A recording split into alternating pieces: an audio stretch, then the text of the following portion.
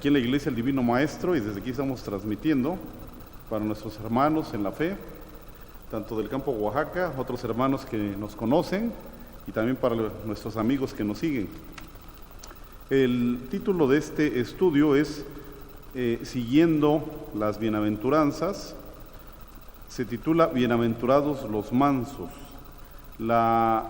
El texto que da origen a este mensaje está en Mateo capítulo 5, versículo 5. Dice el Señor Jesucristo: Bienaventurados los mansos, porque ellos recibirán la tierra por heredad. Hemos visto las últimas bienaventuranzas. Dice desde el versículo 1: Y viendo las gentes, subió al monte, y sentándose, se llegaron a él sus discípulos.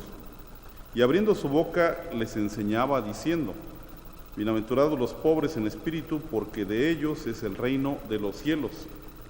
Bienaventurados los que lloran, porque ellos recibirán consolación. Y llegamos a esta que vamos a estudiar: Bienaventurados los mansos, porque ellos recibirán la tierra por heredad. Lo que plantea el Señor Jesucristo es totalmente contrario a lo que el mundo establece. La gente verdaderamente lo que busca es ser feliz, pero el mundo ignora, o las personas ignoran cómo ser felices.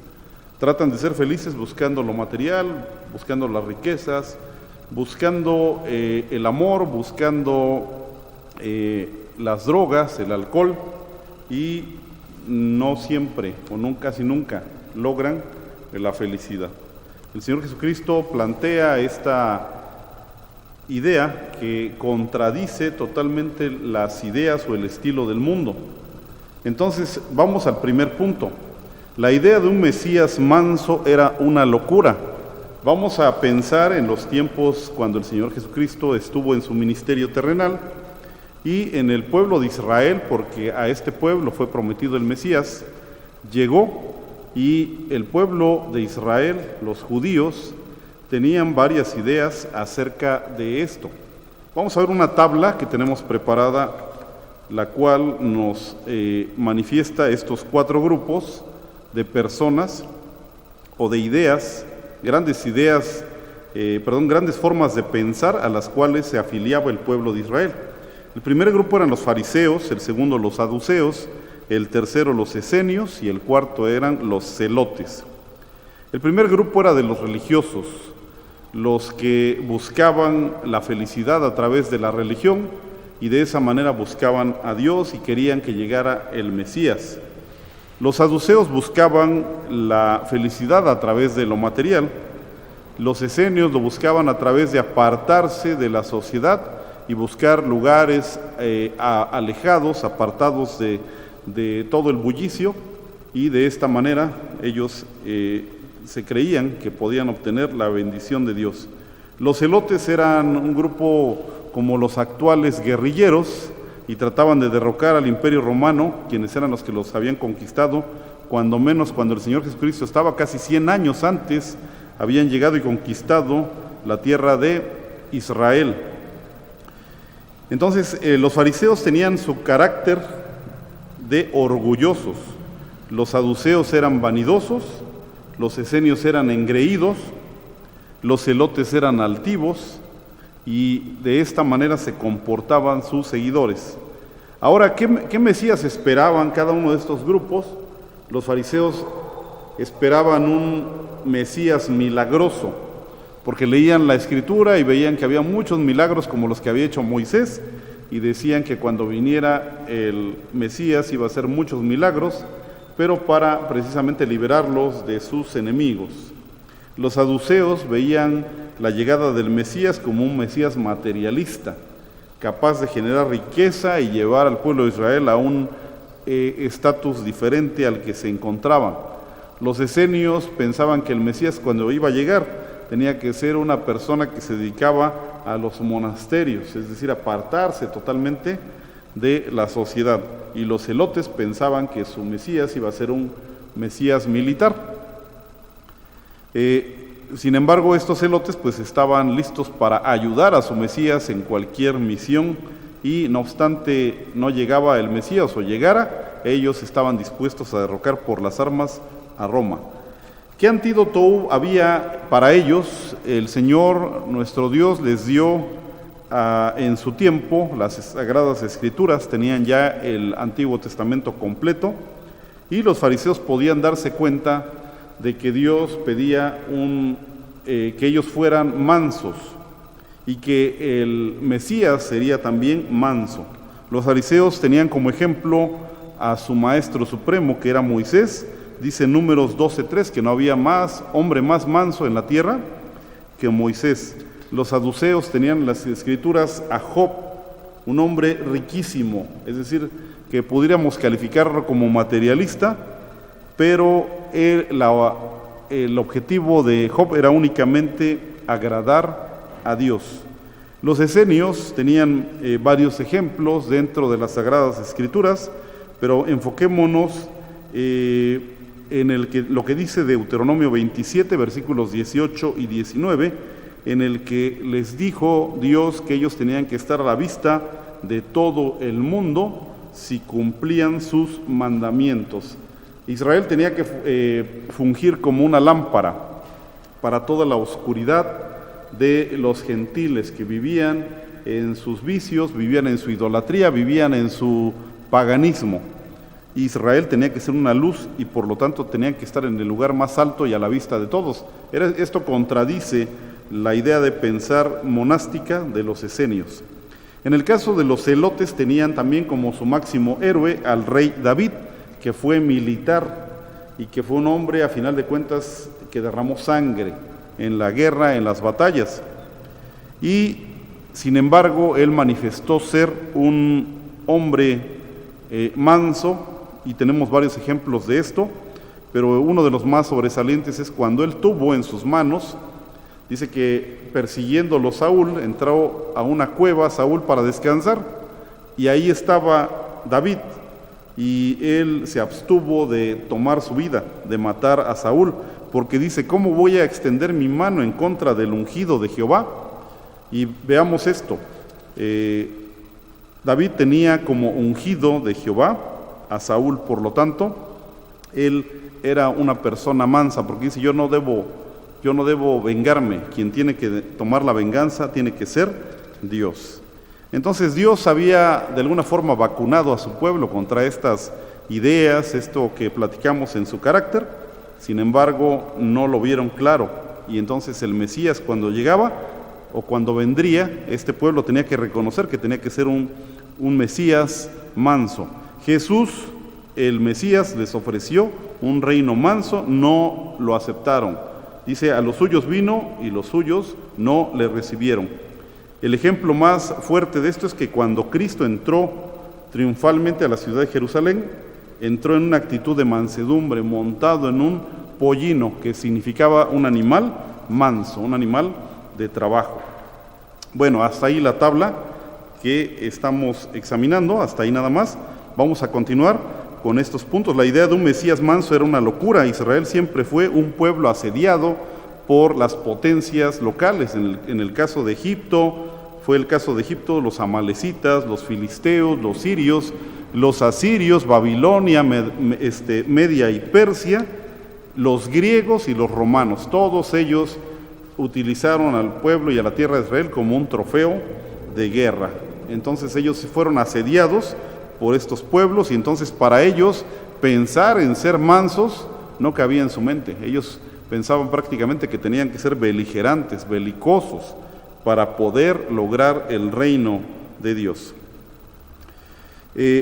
¿Cómo es la idea de hoy de un Mesías o Salvador personal? ¿Cómo nos formulamos nosotros esa idea en nuestra mente? Actualmente hay muchas corrientes de pensamiento, y ven estas corrientes a Cristo, el Salvador, el Mesías, como rico, exitoso, que es amigo de todos. Bueno, hay algo de cierto en todo esto, sin embargo hacen un énfasis muy fuerte en todas estas cosas que estamos planteando, que va a ser bonachón, amoroso, que nos perdona y nos pasa todo, pero no.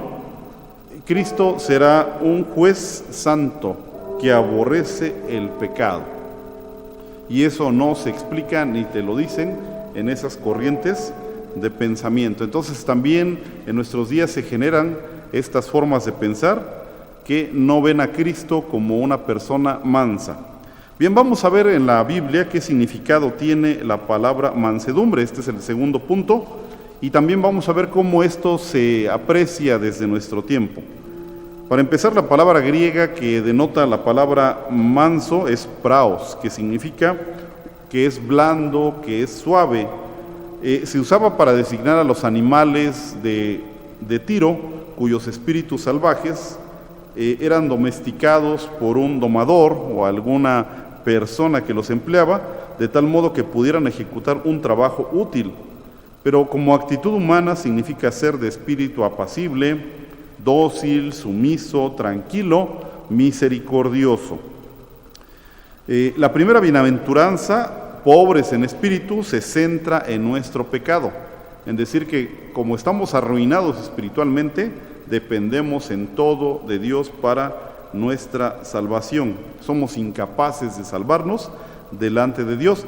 En cambio, esta bienaventuranza, la de ser manso, se centra en el poder y santidad de Dios para salvarnos y para ser nuestro escudo y galardón. Así se lo dijo Dios a Abraham en Génesis capítulo 15, en los primeros versículos: yo soy tu escudo y tu galardón.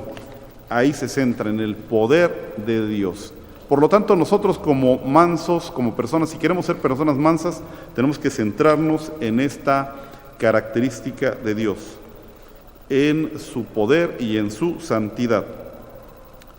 Bien, otro punto es que el estilo de vida actual ni siquiera toma como una opción el ser manso. Vemos libros de éxito de cuanta cosa, pero no vemos un libro que diga cómo ser mansos.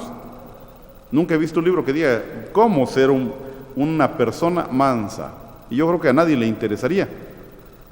Al menos en nuestros días a nadie le interesa. Más bien se centra en los elementos contrarios a la mansedumbre: el orgullo, la jactancia, la soberbia, la vanidad, el machismo.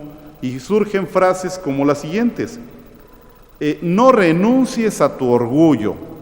Caray, alguna ocasión oí a algunas personas que decían que por eso ellos adoraban a Satanás. Fíjese usted qué cosa tan tremenda, porque decían ellos, Satanás prefirió renunciar al cielo que renunciar a su orgullo.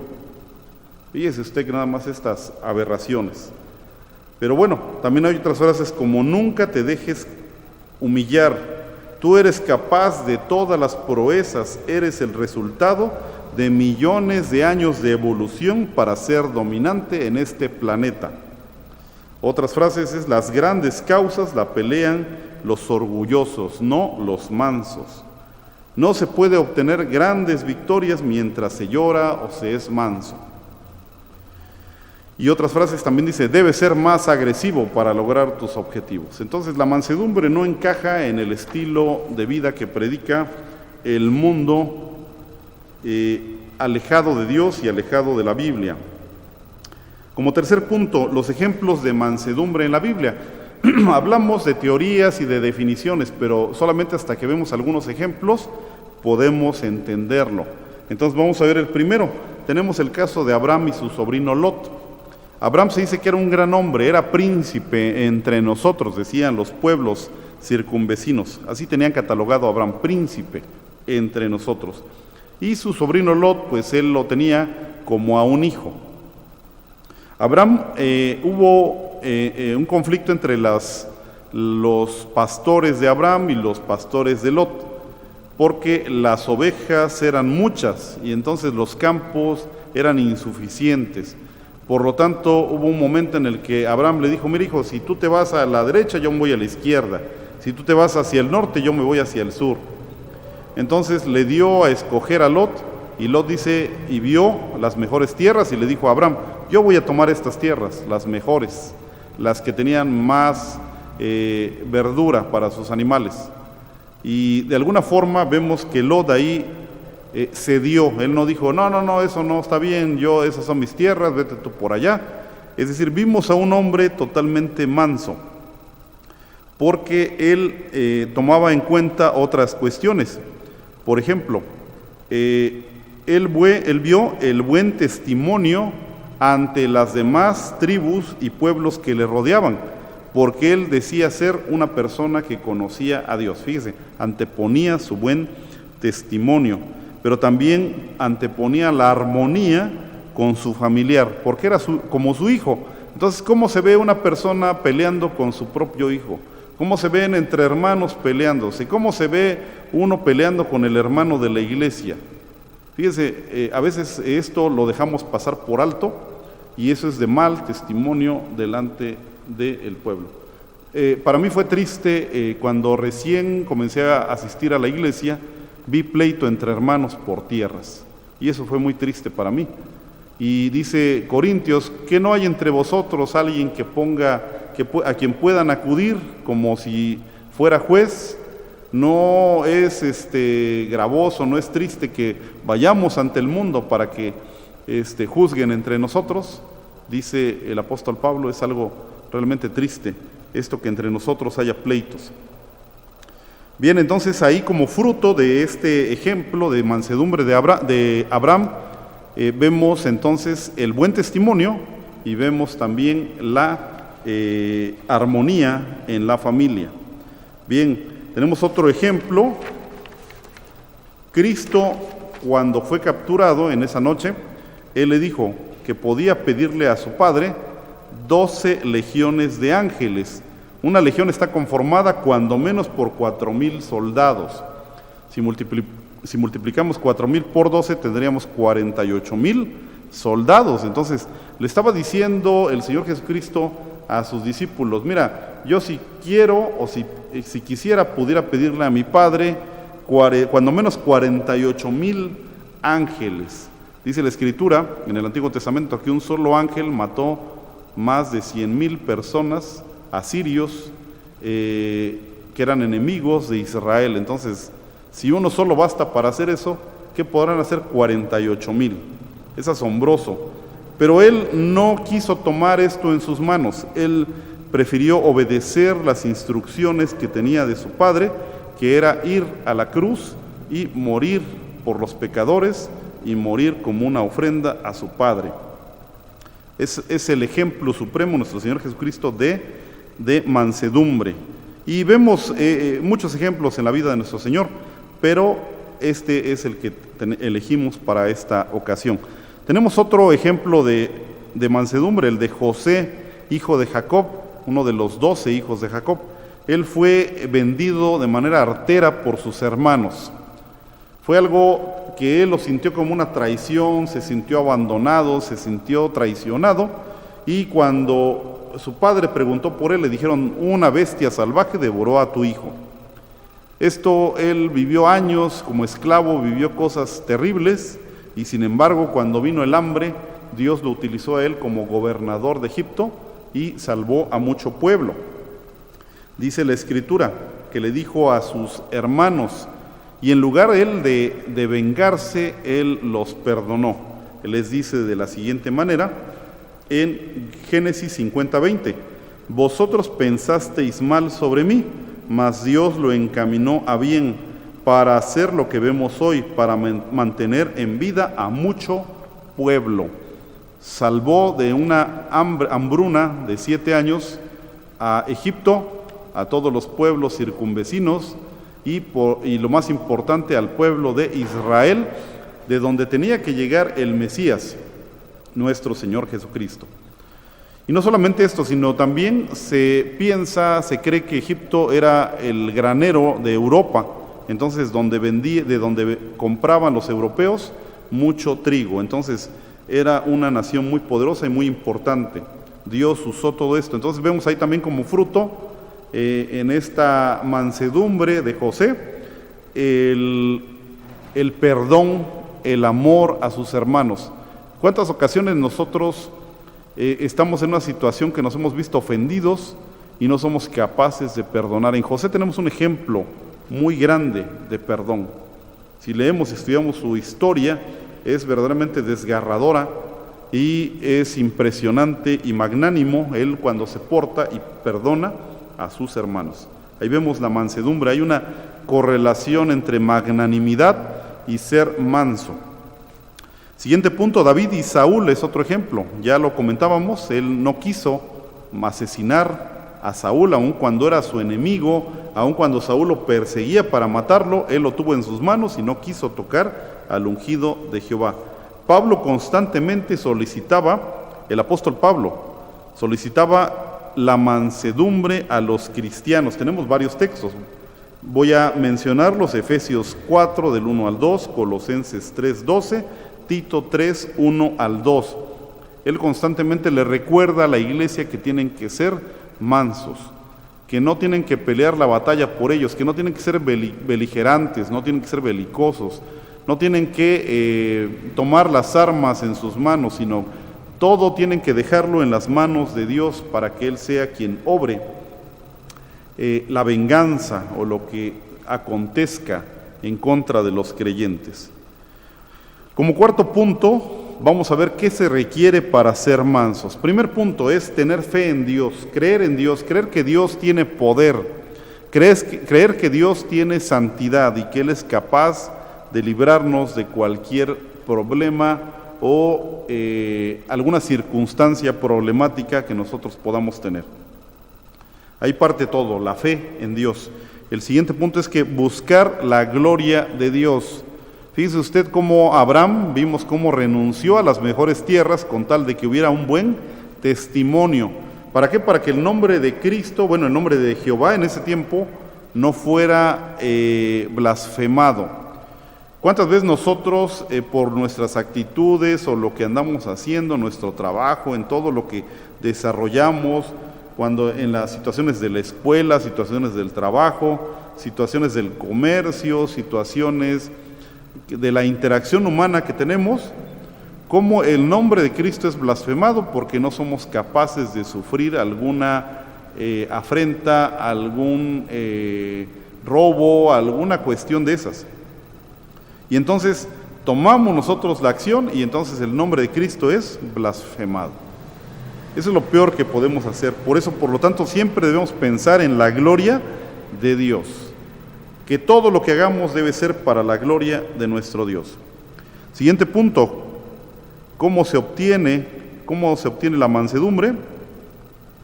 ¿Qué se requiere para ser mansos? Debemos ser mansos y humildes para recibir la palabra de Dios. Es una palabra bastante apegada a esto de mansedumbre, el ser humildes. Santiago 1:21 expresa de la siguiente manera: por lo cual, dejando toda inmundicia y superfluidad de malicia, recibid con mansedumbre la palabra ingerida, la cual puede hacer salvas vuestras almas. Ser mansos para recibir la palabra de Dios. Debemos recibirla con un corazón dócil, con un corazón obediente, con un corazón como un niño, dice la Escritura. Debemos ser como niños.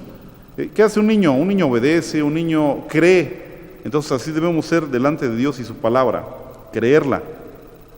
Siguiente punto, tener presente que es de Dios la santidad y el poder, no de nosotros como creyentes. No, porque podemos caer en esa trampa de decir yo soy santo, yo ando muy bien, y caemos en esa trampa. También podemos decir, no, yo tengo el poder para mantenerme como fiel creyente, y es otra trampa, porque estamos cayendo en orgullo y vanagloria. Todo depende de Dios, todo depende de Cristo.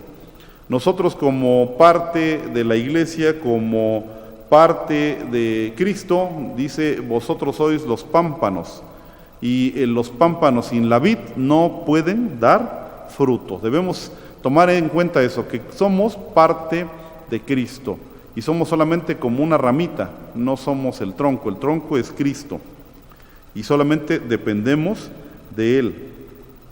Siguiente punto, predicar a Cristo constantemente para ver cómo es solo Dios quien cambia los corazones. Esto, hermanos, es dramático. Cuando le presentas el Evangelio a alguien y lo acepta, te das cuenta de que tú no tienes ningún poder y te vuelves más manso porque dices, no, yo no puedo hacer nada. Quien hace todo es Cristo. Cambia los corazones de las personas. Bueno, hasta ahí ese punto número 4, ¿qué se requiere para ser mansos? Vamos al siguiente punto, el número 5, ¿qué se obtiene por ser manso delante de Dios? dice la bienaventuranza, dice, bienaventurados los mansos, porque ellos recibirán la tierra por heredad.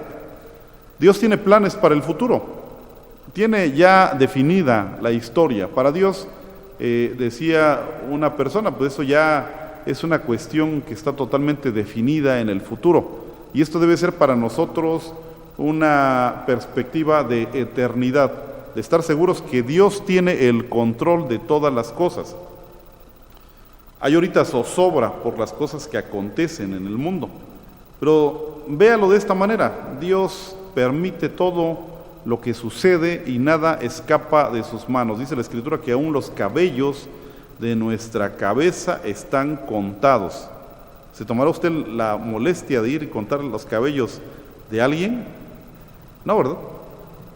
Pero dice la Escritura que aún los cabellos de nuestra cabeza están contados. Dios tiene el control de todo. Todo, para el creyente, todo lo que sucede es para bien. Así es que debemos tener esa confianza. Y ahí es donde entra parte de la mansedumbre, en esta fe, en dejar que Dios obre y que Dios permita el desarrollo de las cosas. Nosotros lo que debemos hacer es acercarnos a Él, buscarlo, alabarle y creer en el Señor Jesucristo. Entonces tenemos esto. Después de crear a Adán y a Eva, Dios les entregó la potestad de toda la tierra. Multiplicad y henchid, dice, la tierra. Ustedes, es decir, se las entregó para que ellos fueran los dueños de la tierra. Es la herencia que corresponde a los hijos de Dios. De esta manera también en el futuro Dios le dará a los que son sus creyentes también estas como llaves, y les va a decir, la tierra es de ustedes. Miren, hermanos, cuando un papá tiene tierras aquí en el pueblo de Santiago Etla, muchos tienen sus papás y sus papás tienen tierras y se los dan. ¡Wow! Eso es grandioso, que te digan, te doy ahí 2 hectáreas, ¿no? Te doy 4 hectáreas, por ahí te las dejo. Qué grandioso, ¿no? Los hermanos o vecinos que he conocido y que les han dado algunas tierras, qué bienaventurados. La verdad es algo grandioso, ¿no? Que te dejen una herencia. Cuando no tienes ese privilegio es cuando yo creo que más lo pudieras apreciar, porque dices, si yo quisiera que me hubieran dejado algo. Pero bueno, el Señor es mi heredad. Yo confío en esto que dice el Señor en su palabra: yo soy tu escudo y tu galardón sobremanera grande. Que Dios sea tu heredad. Pero si Él tiene una promesa, debes obedecer a Dios por amor, pero también Él te pone estas promesas. Y Él dice que si tú eres manso, según su palabra, tú recibirás la tierra por heredad. ¿Cuándo? Cuando se genere el milenio, cuando Cristo reine eternamente en su trono. Entonces recibirás la tierra por heredad. Los únicos que se convierten en creyentes de Cristo e hijos de Dios son los que son mansos, porque comprenden que su indignidad y pecaminosidad, así como su impotencia, pero también, reconocen eso, pero confían en la misericordia, amor y potencia de Dios. Al ser mansos, los creyentes en Cristo serán recompensados cuando venga a su reino mundial de 1000 años. Dice la Escritura en Romanos 8:17. Y si hijos, también herederos, herederos de Dios y coherederos de Cristo. Cristo es el Señor de señores y Rey de reyes, el dueño de todo. Si empero padecemos juntamente con Él, para que juntamente con Él seamos glorificados. La Escritura está salpicada, hermanos, de estos planes que Dios tiene, y debemos confiar en ellos. Por último, en este punto número 5, y ya para terminar, cuando venga Cristo a juzgar, su juicio será justo e implacable. De Él es la venganza y el pago a los que obran iniquidad. Dice también Romanos 12:9, no os venguéis vosotros mismos, amados míos, antes dad lugar a la ira, porque escrito está, mía es la venganza, yo pagaré, dice el Señor. ¿Eres víctima de alguna vejación, de algún conflicto que es una mentira en contra de ti? Debes confiar en Dios, en que Él es el que toma la batalla, Él es el que toma el juicio y Él es el que toma la venganza en sus manos. Eso es parte de ser manso. Bien, como conclusiones tenemos estas tres. Voy a proponer estas tres conclusiones. Usted puede estudiar y sacar algunas otras más. Propongo las siguientes. La mansedumbre, según la Biblia, es poder bajo control de Dios. La mansedumbre, según la Biblia, es poder bajo el control de Dios. Veámoslo así, las personas más poderosas sobre la faz de la tierra, ¿quiénes fueron? Y es, número uno, Moisés. ¡Qué maravillas, qué milagros hizo! Y dice la Escritura, sin embargo, era el hombre más manso de todos. ¡Qué tremendo! ¡Qué combinación, hermanos, tan tremenda! Ser manso es ser poderoso. Fíjense, el ser manso no es de los débiles, el ser manso es de los poderosos. Y la otra persona más poderosa que ha existido sobre la tierra es el Señor Jesucristo. Y fue también manso. El Señor así lo expresa. Sean como yo, dice, yo soy manso y humilde. Nosotros debemos seguir su ejemplo. Siguiente punto, siguiente conclusión, no pleitear ni hacer caso ante los insultos contra nosotros por causa de la fe, pero sí responder con firmeza cuando se insulta o abusa de las cosas de Dios. Así hacían también Moisés y Jesús. De Moisés podían decir todo y él no se molestaba. Lo insultaron, le dijeron cuanta cosa, pero él no se molestó. Pero cuando hablaba el pueblo mal de Dios, él se encendía y defendía las cosas de Dios con un celo, hermanos, muy potente. Nuestro Señor Jesucristo, igual decían de él, es hombre comilón, bebedor, amigo de publicanos, amigo de pecadores. Le decían muchas cosas, insultos, qué terrible. Pero sin embargo, cuando él vio inundado el templo de corrupción, él dice que tomando un azote, fue y dice, lo sacó del templo, castigó a todas esas personas corruptas que estaban en el templo. Así nosotros, hermanos, debemos ser como Cristo, como Moisés. Dicen cosas de nosotros, no importa, pero si dicen cosas en contra de Dios, debemos ser firmes, amados hermanos. Por último, para ser mansos debemos aceptar nuestra pecaminosidad e indignidad de estar ante la santidad y poder de Dios. Por lo tanto, debemos venir y ser redimidos por Cristo, quien es el Rey de Reyes y el Señor de Señores. Debemos ser humildes de corazón, debemos ser mansos delante de Dios.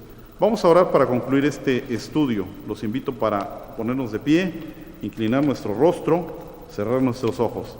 Vamos a orar. Nuestro Dios y Padre, te damos gracias porque nos has permitido venir estudiando las bienaventuranzas y poner atención en cada una de estas palabras, de cada una de estas promesas que tu Hijo Jesucristo hizo en Mateo capítulo 5. Gracias, Señor, porque nos muestra un camino totalmente diferente al estilo de vida que el mundo plantea. El mundo y su príncipe, que es Satanás, nos llevan al orgullo, pero Cristo y su doctrina, y en estas bienaventuranzas vemos el acercamiento a Dios verdadero para ser felices eternamente a través de estas bienaventuranzas y en este caso el ser mansos. Gracias por tu misericordia, gracias por tu palabra y te pedimos que estas palabras las podamos entender y que podamos, Señor, llevarlas a la práctica. Por Jesucristo te lo suplicamos todo esto. Amén.